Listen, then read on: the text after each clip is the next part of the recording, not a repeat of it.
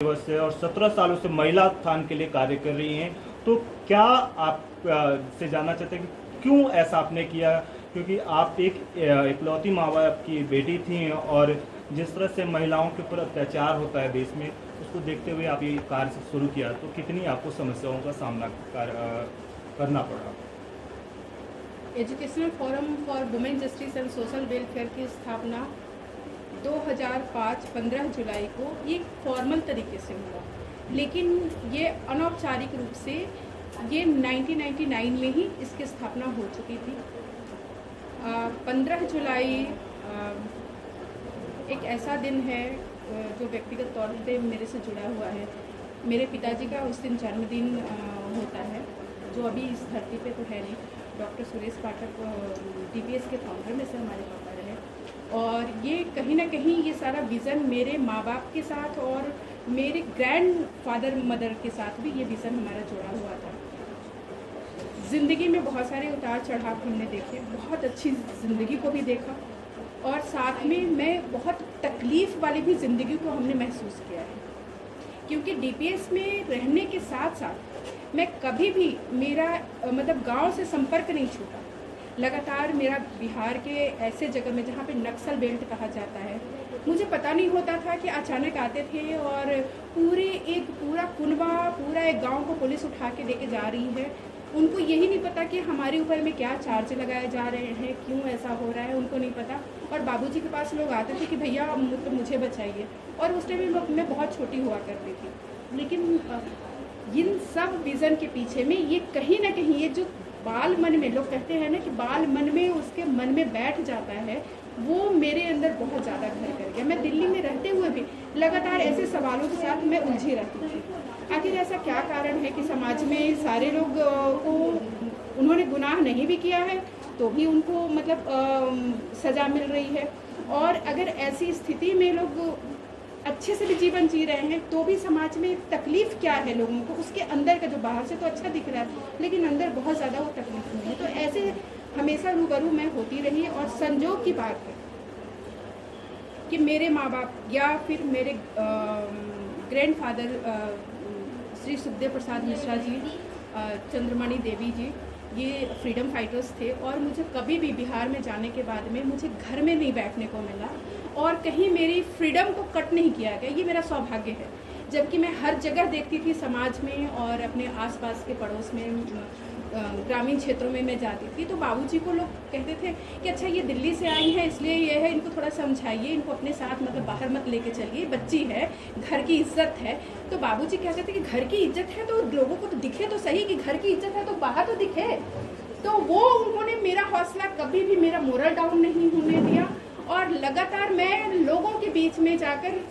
हर लोगों के ऐसे ऐसे तबके के साथ में, चाहे वो वहाँ पे दलित हों या फिर ऐसे ऐसे मतलब जो जिनके पास लोग जाना नहीं पसंद करते, एक महादलित में एक मुसहर जाति होती, वहाँ पर बाबूजी के साथ मैं बैठती थी। और कई बार लोग मतलब बाबूजी को समझाते थे कि आपकी इकलौती नातिन है, आप इनको यहाँ पर कैसे लेकर आ रहे हैं, इनको घर में मतलब आप समझ रहे हैं ग्रामीण परिवेश के बारे में, जो आज भी बहुत सारे मतलब ऐसा बदलाव मैंने बहुत महसूस नहीं किया। तो वैसी स्थिति में मैंने इन परिस्थितियों को देखा, और जब मैं दिल्ली आती थी तो मैं इतना सारा कोऑर्डिनेट नहीं कर पाती थी, और मेरे जो बाल मन था ना लगातार बेचैन रहता था कि मैं क्या करूँ इनके लिए, मैं कैसे करूँ, और मुझे कुछ समझ नहीं आता था। लेकिन जैसे ही धीरे धीरे मैं बड़ी होती गई, कॉलेज, स्कूल, अपना यूनिवर्सिटी, जहाँ भी मुझे मौका मिला, मैं लगातार मेरे मन में मतलब ये अंदर से ही, मतलब मैंने नहीं ठाना था, ये अंदर से ही अपने आप ही आ गया था कि मुझे इन्हीं के लिए ज़िंदगी जीनी है और इनको हमें आगे बढ़ाना है। लेकिन उसके पहले मुझे ये बात का समझ होना चाहिए था कि मेरी फ्रीडम अगर कट नहीं हो रही है तो ज़रूरी नहीं है कि सामने वाले की फ्रीडम सारी महिलाओं के साथ ऐसा ही हो। और ये मतलब हर जो संस्था हो या मेरा PhD हो या फिर मेरे जीवन के जितने भी कार्यशैली हैं, उसमें कहीं ना कहीं इस स्वतंत्रता को मैंने जीवन में सबसे बड़ा आधार माना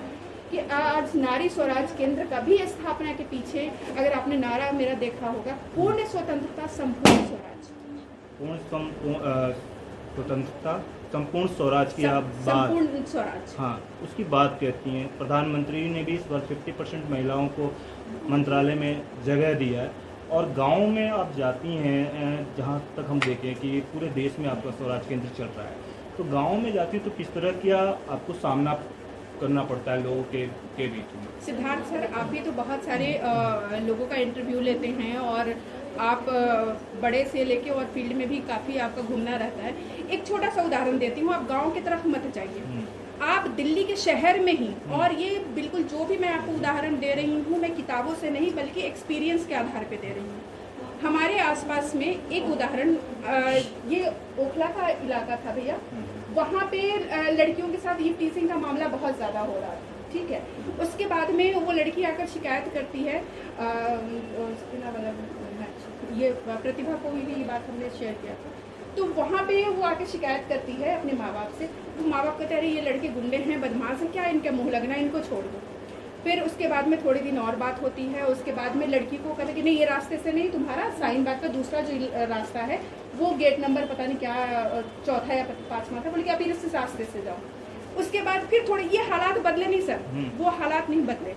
लगातार ऐसी स्थितियाँ फिर मेरे पास में ये बातें आती हैं। और ये बहुत दिनों की नहीं, 2 साल पहले की घटना है, 2 या 3 साल पहले की घटना है, मुझे ढंग से याद नहीं है।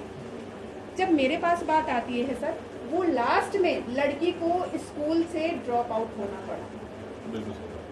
और मुझे एक बात बताएंगे कि लड़की की क्या गलती थी? उसके फ़ोन मोबाइल बंद कर दिए गए, उसके सिम्स बदल दिए गए, क्योंकि गलती सामने वाले की गलती को हम एक्सेप्ट करते हैं कि नहीं उसकी नहीं मेरी गलती है और मेरी स्वतंत्रता को रोको। तो आप गांव की तो बात ही छोड़िए, और वो उस जमाने और इस जमाने में क्या फासला हो गया। अगर ऐसे सवाल हमसे ना पूछे सर, आज भी मुझे लगता है कि शायद मैं आज भी उस जीरो पे ही आकर खड़ी हूँ, ना कि मुझे लग रहा है कि मैं बहुत आगे बढ़ी हूँ। आज भी मुझे लगता है कि सुनने पे ही आके मैं खड़ी हूँ। जब दिल्ली जैसे में ये हालात है तो गाँव की तो बात ही छोड़ दीजिए। अब मैं इन बातों को संक्षिप्त करते हुए जो मैं कह रही थी, यही आधार लेकर हमने educational forum for women justice and social welfare का निर्माण 2005 में औपचारिक तरीके से देश में अलग अलग जो महिलाएं हमारे विचारों से जुड़ी हुई थी, उनके साथ में कोई सोशल वर्कर थी, कोई डॉक्टर थी, कोई सोशल साइंटिस्ट थी, कोई फिल्म मेकर थी जो बच्चों पे काम कर रही थी, वो सब हम लोगों ने नेशनल लेवल पे मिलके और एक फोरम को तैयार किया कि जहाँ भी और जो एजुकेशनल फोरम बोर्ड है सर, एजुकेशनल फोरम बोर्ड का मतलब ये नहीं है कि